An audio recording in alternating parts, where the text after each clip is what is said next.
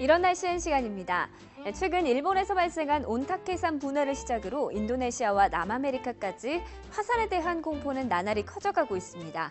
하지만 같은 화산이라고 하더라도 그 모양과 형성 방법에 따라 여러 종류로 구분된다는 사실 혹시 알고 계신가요? 오늘 이런 날씨엔에서는 화산에 대한 이모저모에 대해서 알아보도록 하겠습니다. 네, 화산은 지구 내부에 있는 마그마가 지각의 약한 부분을 뚫고 올라와서 만들어집니다. 그렇기 때문에 대부분의 화산은 지각이 얇은 판의 경계에서 생기는 것이 대부분인데요. 이례적으로 하와이 섬과 같이 판의 중앙에서 발생하는 경우도 있습니다. 네, 화산은 용암의 특성에 따라서 여러 가지 형태로 나타나는데요. 종상화산, 순상화산, 성층화산으로 나눠볼 수가 있습니다.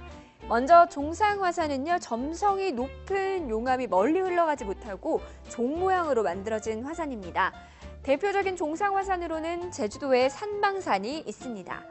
순상화산은 점성이 낮은 용암이 멀리 흘러내려서 완만한 경사를 가진 화산입니다. 대표적인 수상화산으로는 제주도의 한라산을 꼽을 수가 있습니다. 마지막으로 성층화산은 용암과 화성 쇠설물이 번갈아 분출돼 쌓이면서 만들어지는 화산인데요. 일본 후지산이 대표적입니다. 화산은 폭발성과 재부피, 재높이에 따라서 총 9단계로 나뉘어지는데요. 폭발 지수가 한 단계 올라갈 때마다 분출물의 양은 대체로 10배가량 증가합니다.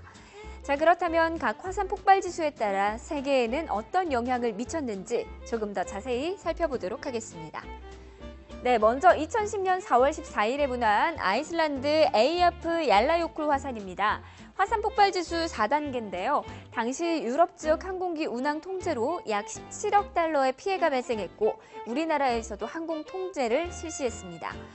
두 번째는 1991년 6월 15일에 분화한 필리핀의 피나투보 화산인데요. 당시 전 세계 기온이 0.4도가량 내려갈 정도로 매우 강한 화산이었다고 합니다. 화산을 중심으로 무려 20km까지 화산재로 덮였습니다.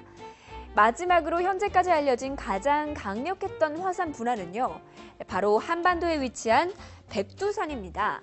946년경에 분화해서 무려 1년 동안 계속됐었다는 기록이 있습니다. 정확히 확인할 수는 없지만 당시의 기록을 참고했을 때 화산 폭발 지수 7단계 정도에 해당하는 엄청난 규모의 폭발이었는데요. 아이슬란드 화산보다 1000배 이상 강한 폭발을 일으켰을 것으로 추측하고 있습니다.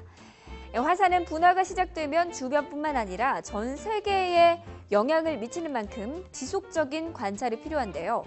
화산으로 인한 큰 피해가 더 이상은 발생하지 않았으면 하는 바람입니다. 지금까지 이런 날씨엔이었습니다.